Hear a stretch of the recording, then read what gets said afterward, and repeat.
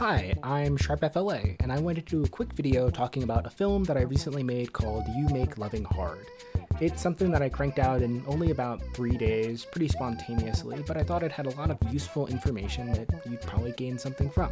So let's get started. The film is a music video about two characters, a green square and an orange circle, talking about how they don't really like each other, but they still love each other anyway. They frustrate each other and are having a hard time. What ended up happening is I made a song and I wanted to just animate to it. I like producing music casually, just for fun every once in a while, and sometimes I feel like animating to it, and this happened here. If you're familiar with my work on another channel called 15/15, you're probably aware that I very much prioritize efficiency in my workflows. I want to make things that are simple and easy to approach because I understand, at least for myself, that if I make things simpler at the beginning, I can do more complicated, more interesting, more visually striking things in the long run. My first decision was to find a style, and I ended up going for something that resembled sort of paper cutout. I made these characters in Blender using a couple of planes, very simple geometry. The idea was to make them very easy to pose and very easy to animate. I could get interesting shapes using these like stretched out basic polygons and be pretty flexible with it.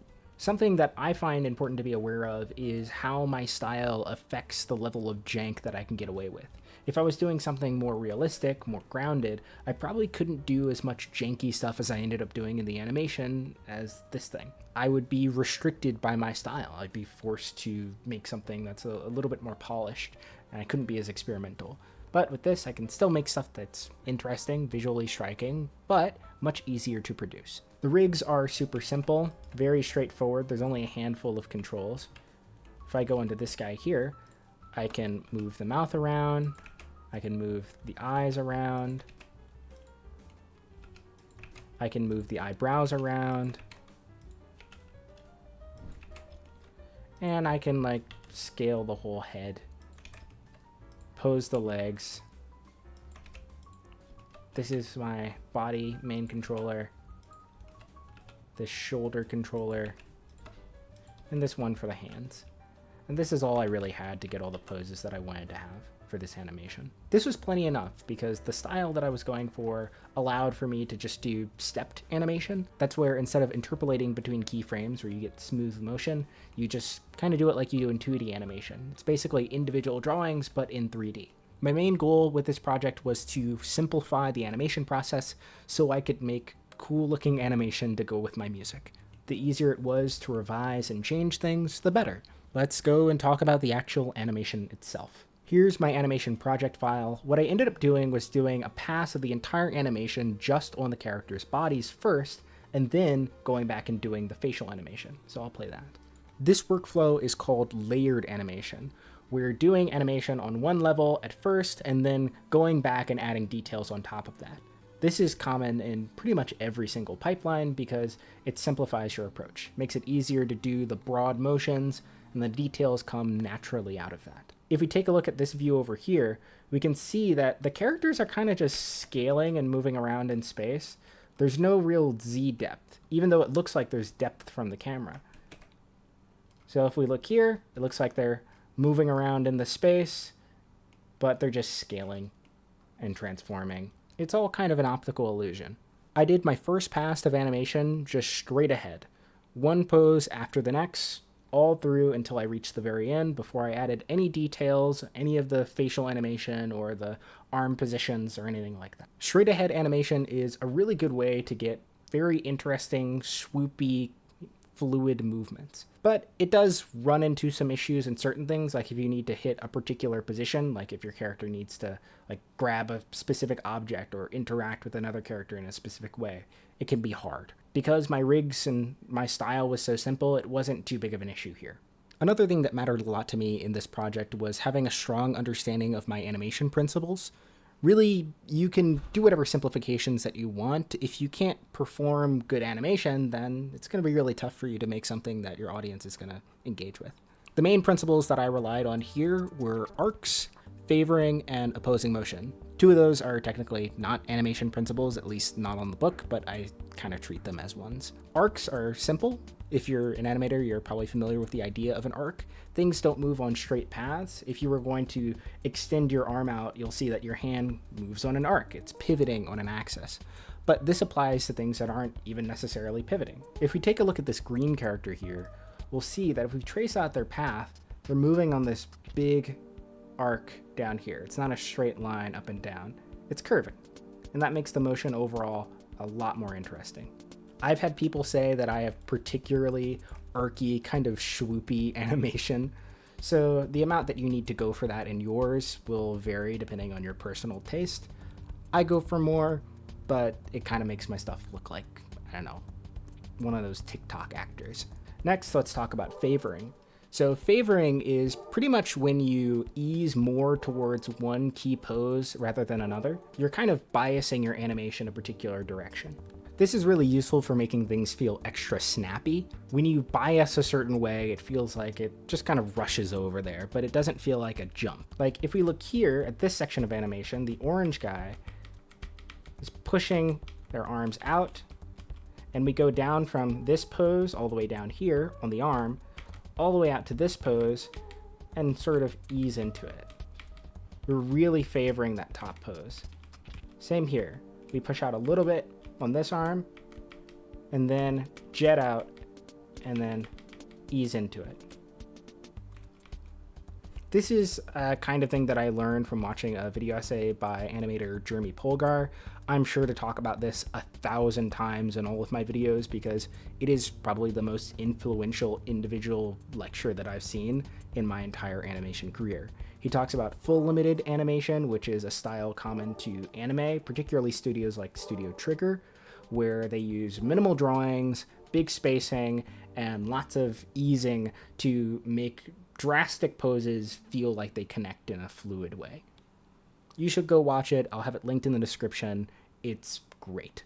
This shot also demonstrates another principle really strongly, or another one of the things that I mentioned that's technically not a principle, but we're going to treat it like it's one, and that is opposing motion. So when things move, usually they have mass, and that mass will have an equal and opposite reaction. So like if I try and push a cabinet over, I'm going to be simultaneously pushing my body backwards in the other direction, and you'll see my body react to that. And we kind of do a similar thing in animation, but a little bit more vibesy. So if a character is moving their head up, we'll tend to want to move their arms down or something like that. This opposing motion is very visually pleasing, and we do that here, where when the character pushes their arms to one side, their body kind of goes to the opposite direction. So the body goes over here, the arm goes in the opposite direction. And we get this sort of push-pull feeling. And it's not even necessarily always in just these drastic scenarios. We can find it in other parts of this short and other animations. There's opposing motion right here in this beginning shot. If we take a look, we can see when the orange character's head goes up, the hands go down, and that creates a lot of visual interest. Opposing motions are a great thing to sneak in pretty much wherever you can. Don't go too crazy, but I like them a lot. The next part I want to talk about is the music. I'm not a professional musician, and I don't really have any musical training aside from like a handful of classes, and I didn't really retain much from them either way. Pretty much everything that I know, I'm self-taught from. I use a piece of software called Reaper, which is not free. I have a license to it, but you know, it's really good. It's a really good piece of music production software. I might recommend you go with something like FL Studio instead. This is more like generalist audio production software, but it does music perfectly fine. I'll give you some background on my approach to making this project, but I can't really guarantee that anything that I do is the best way to do it. Maybe you'll find it helpful, but I don't know. Something that I find really useful in composing is using repetition. In the words of the great Adam Neely, repetition legitimizes. By taking a musical idea and repeating it, or repeating it in a slightly modified way, we kind of ingrain it in our audience's head. It reinforces the idea and can make things feel a little bit groovy. I don't know. Like I said, no music professional stuff here. There's also the element of call and response. Call and response is even more esoteric, but you kind of know it when you hear it. It's when one phrase follows another phrase, and the first phrase kind of feels like the call. It feels like we're establishing the point, and then the response comes in the second phrase, which is acting in response to the previous one. Great explanation. But you can hear an example of it in this song in the very beginning, where we have this melody that's then followed by this melody. And that kind of interplay reinforces this musical conversation that we've got going on. It feels fun, it feels interesting. I would do it. All of my favorite songs that I've made have decent call and response going on, so give it a shot. There's also syncopation. Syncopation is kind of when you stagger and offset notes, sort of filling up your bar with these tiny little micro rhythms to make things feel even more energetic. You can hear that a lot in the horn keys section in this song.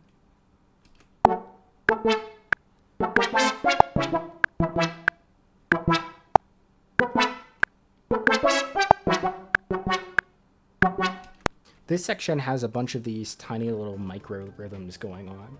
We have this short note here, so it's just one after the other. We have these tiny little notes here. Something that makes syncopation feel really good is varying the length of your notes and varying the velocity of your notes. I don't really do velocity variations here, but the length is something that I lean into a lot. So we have these really short notes here, these slightly longer notes, and this really long note. And this kind of plays to emphasize the parts of the melody that I want to emphasize. So if we play it here, this long note feels very emphasized. That feels very heavy. If we go out to this section further into the song, we can hear that even more.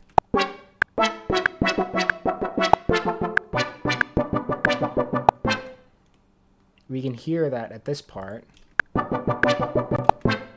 that long note feels like the heaviest part of the beat.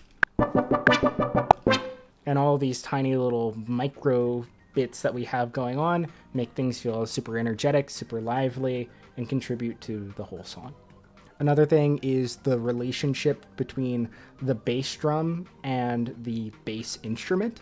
I got this from listening to a lot of jazz YouTubers talk about their things, but they talk about mostly that you should kind of treat your bass drum, like your kick drum, as almost the same instrument as your bass instrument. So if we zoom in here, we can take a look and we can see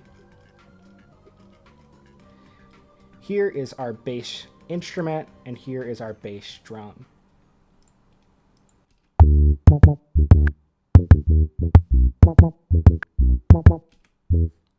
They're almost playing at the same beats. They're pretty much always hitting at the same time. And it makes them feel really tight. It makes them feel really together. It makes them feel almost like the same instrument. And it gives this underlying groove to the whole song. Finally, we get into the elements of personal taste and what I individually like.